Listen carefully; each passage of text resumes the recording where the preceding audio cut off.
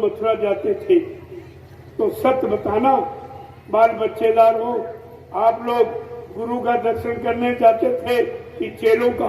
गुरु का। जोर से बोलो। गुरु का।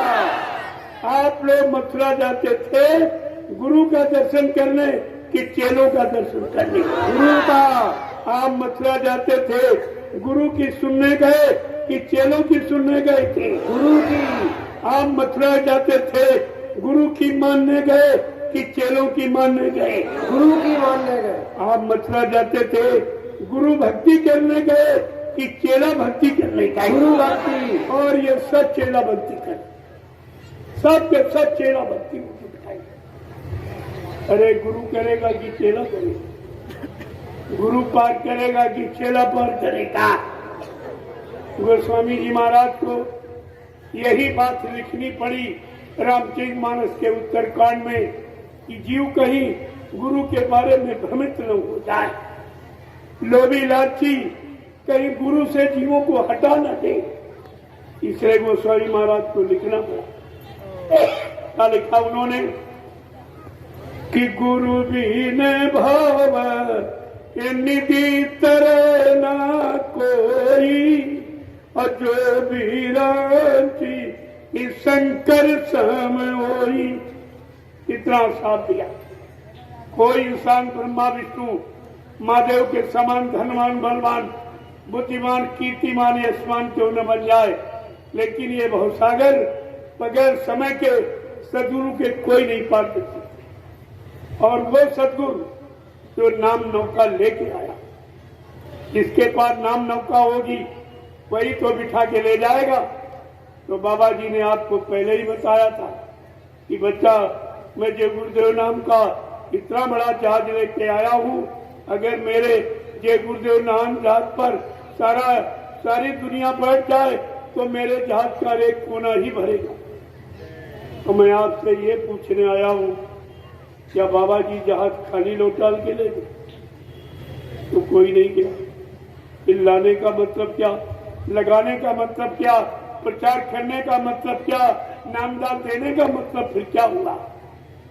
इतना तो विचार आपको करना ही चाहिए था, लेकिन आपने सोचा विचारा एक तमाक बंद किए तो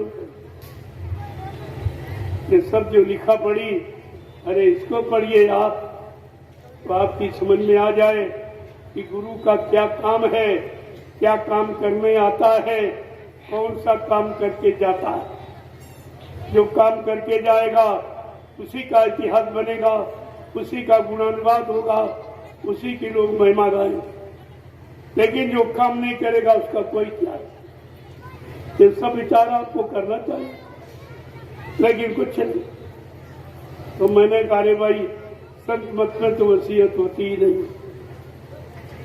उसी अपने सामने अपना उत्तराधिकारी बना व्यवस्था चला के सबसे प्रमाणित करके पूछ करके तब जाते, ऐसे नहीं।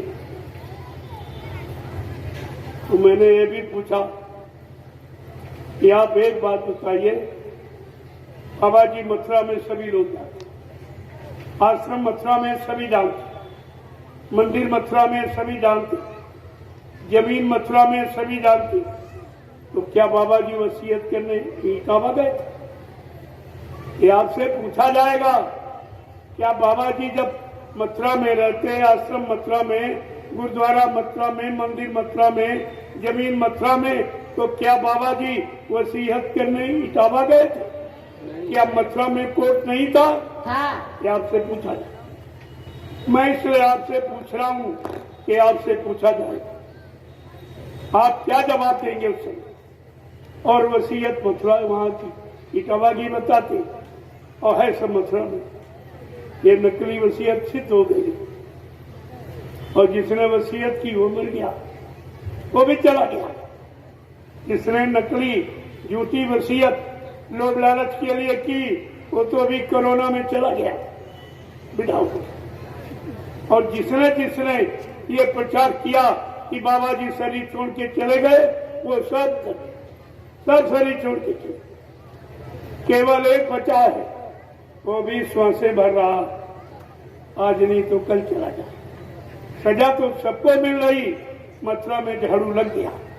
आपको मथुरा खाली कराने की जरूरत नहीं पड़ेगी।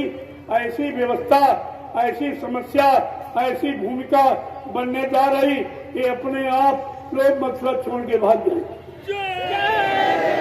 इनको इतना डर लगेगा, मथुरा से इतना डर लग जाएगा, ये रहना पसंद नहीं करेगा। आपको खाली कराने की जरूरत नहीं है, क्योंकि मथुरा सब प्रेमियों की कमाई से आश्रम बना, मंदिर बना। किसी एक व्यक्ति नहीं, प्रेमियों ने दिया। प्रेमियों ने शारीरिक श्रम, कितनी मिट्टी ढोई, कितना मसाला पकड़ाया। और जो लोग कह रहे हैं इन दोनों ने न कभी एक जलिया मिट्टी डाली, न 1 रुपया सेवा दिया, और कह रहे मेरा अधिकार वो बता रहा जिसने कुछ नहीं किया। और तुम्हारी कमी गलती है कि तुमने उसको स्वीकार कर लिया। अरे आपको पूछना चाहिए कि तुम 2.5-3 बरस बाबा जी की गाड़ी चलाई है, तुम तो सत्संगी भी नहीं हो, नामदानी भी नहीं हो, शाकाहारी भी नहीं हो, गुरु के शिष्य भी नहीं हो, संस्था के मेंबर नहीं, तुमको कहां से अधिकार मिल गया? आपको ये पूछना चाहिए। मैंने सारे हिंदुस्तान के प्रेमियों को अवगत करा दिया, सारी सच्चाई को खोल के कह दिया कि आप इन दोनों से पूछो तुम किस अधिकार से ये संस्था का काम कर रहे हो और संगत को लूट रहे हो, ये कौन सा तुम्हारा अधिकार है? अब उनको डर हो गया, हमारे से बहुत डर। ये कहते हैं, मैंने कहा तुम एक मथुरा का आश्रम जो सब प्रेमियों की सेवाओं से बना, वो तुम सुरक्षित नहीं रख पाए। और मैंने 10 वर्षों में 3 आश्रमों का निर्माण किया, 3 आश्रम खड़े कर दिए, जबकि मैंने किसी से कोई सेवा नहीं मांगी। जो प्रेमियों ने स्वेच्छा से अपना श्रद्धा सेवा भाव व्यक्त किया, मैंने उसी से ये सारा काम आपका तैयार किया। और एक एक पाई जाके आप देख लो, तुम्हारे सामने लगी। यही मैं कहता हूं, सेवा दो, आंख खोल के दो और देखो तुम्हारी सेवा कहां लग रही। जो 60 बरस की सेवा बाबा जी के हाथ में पकड़ाई प्रेमियों ने, वो कहां गई? उसका तो इन दोनों ने बंदरबांट कर लिया और अब भी प्रेमियों से सेवा मांग रहे। ना आपने पहले का हिसाब मांगा, वो कहां गई? और जो अब दे रहे हो वो भी नहीं पूछ रहे, अरे भाई हमारी सेवा कहां लगा रहे? जब अच्छी जगह लगेगी तो अच्छा लाभ मिलेगा, और बुरी जगह लगेगी तो बुरे कर्म के भोगीदार तुम भी बनो, तुमको भी हिस्सा मिलेगा, तुम भी भोगोगे। तुम्हारी सेवाओं से गलत काम हो रहा, तुम्हारी सेवाओं से व्यभिचार हो रहा, तुम्हारी समाज से कितने यानी गंदा खान पान ये सब किया जा रहा, जो सुरक्षा के लिए कर्मचारी रखते उनको खिलाया जा रहा, और बाबा जी की जीवित की सत्यता को छिपाने में तुम्हारी सारी सेवाएं घूस और रिश्वत में जा रही। किसी तरह ये छिप जाए कि बाबा जी बोले, अरे मैंने कहा ये तो मैं छिपने ही नहीं दूंगा, ये तुम नहीं कर पाओगे, इसमें मैं तुम्हें सफल नहीं होने दूंगा। मैंने एक व्यक्ति से शुरू किया, आज करोड़ों प्रेमी आ गए, अब तो कोई चिंता की बात नहीं है। लेकिन मैं इनका झूठ सिद्ध कर दिया, ये सब झूठ है। बाबा जी ने जब कहा था, बच्चा ना मुझे कोई मार सकता, ना मुझे कोई धोखा दे सकता, ना मुझे कोई धन दौलत सामान से खरीद सकता, मैं अपना काम करने आया हूँ, काम करके ही जाऊंगा। अगर जरूरत पड़ी अपने काम को पूरा करने के लिए तो इसी शरीर में 400 वर्ष तक रहूंगा और अपना काम करके ही जाऊंगा। क्या प्रेमियों तुम सब भूल गए गुरबाणी को, गुरु बचनों को, सत्संग बचनों को? आप सब भूल गए। ये तो बाबा जी ने सरेआम कहा कि मैं परिवर्तन करने आया हूं, परिवर्तन करके ही जाऊं। मैं वो गांधी महात्मा नहीं जो चूक जाऊं। गांधी महात्मा चूक के गोली के शिकार हो, लेकिन बच्चा मुझे मारने के लिए अभी सृष्टि में कोई गोला बारूद तैयार नहीं। ना मुझे कोई मार सकता, ना मुझे कोई धोखा दे सकता, ना मुझे कोई धन दौलत सामान से खरीद। मैं अपना काम करने आया हूँ, काम करके ही जाऊंगा, बिल्कुल साफ शब्दों में।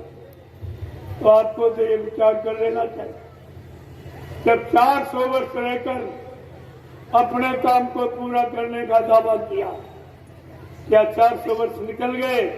जो आप कह रहे हो बाबा जी चले गए, अभी तो हिंदुस्तान की धरती पर ये प्रचार किया गया कि बाबा जगबंधु जी महाराज के शरीर की उम्र 116 वर्ष और 10 वर्ष ये लीला के इस समय 126 वर्ष की।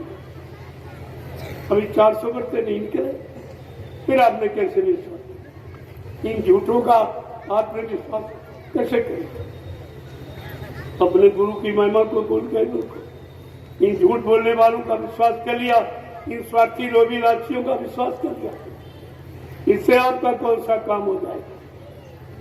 तो प्रेमियों से विचार, ये सब विचार मैंने सब। एक बात और आपसे पूछूंगा, देश का राजा प्रधानमंत्री होता है, क्या प्रधानमंत्री की गद्दी पर प्रधानमंत्री का ड्राइवर बैठ सकता है? नहीं।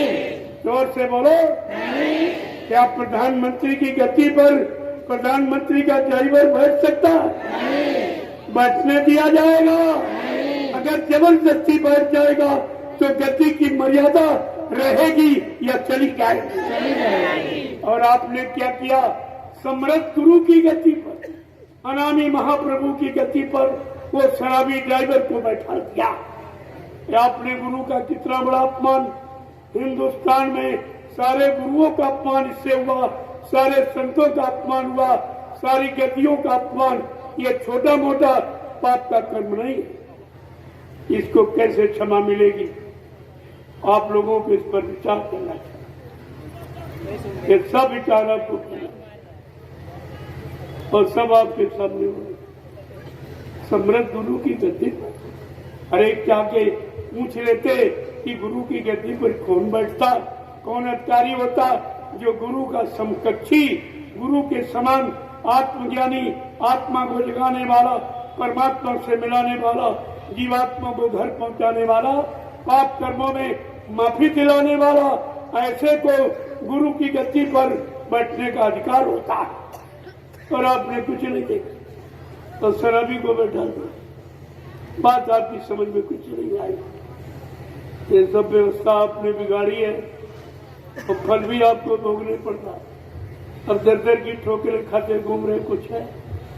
गुरु ने कितनी मेहनत, कितना परिश्रम से ये संगत खड़ी की, किसी ने एक आदमी भी नहीं खड़ा किया। इन दोनों ने तो एक आदमी को भी नहीं खड़ा किया। अपने स्वार्थ लोभ लालच में गुरु के द्वारा खड़े किए गए करोड़ों लोगों को गुरु से हटा दिया, गुरु की दया से वंचित कर दिया। ये छोटा मोटा अपराध है, इस अपराध की सजा कौन माफ करेगा? आपको इस पर विचार करना चाहिए। ये सब जानकारी आपको रखनी चाहिए। दूसरी बात, नामदान की बात है तो नामदान कौन देगा? बाबा जी ने आज से तो पहले ही कहा था, आम सत्संग में आदेश जारी किया 2010 में। कहा बच्चा, मैंने आज तक जितने आदेश दिए सारे आदेशों को निरस्त कर रहा हूँ। न मेरे यहाँ कोई अध्यक्ष बनेगा, न मंत्री, न महामंत्री, न कोई वक्ता, न प्रवक्ता। सब लोग सेवादार बनो, भजनानंदी बनो। परिवर्तन सेवादारों से, भजनानंदियों से होगा, अध्यक्ष मंत्रियों से, वक्ताओं से, नेताओं से। इस धार्मिक धरा पर परिवर्तन न कभी हुआ और न कभी होगा। ये बात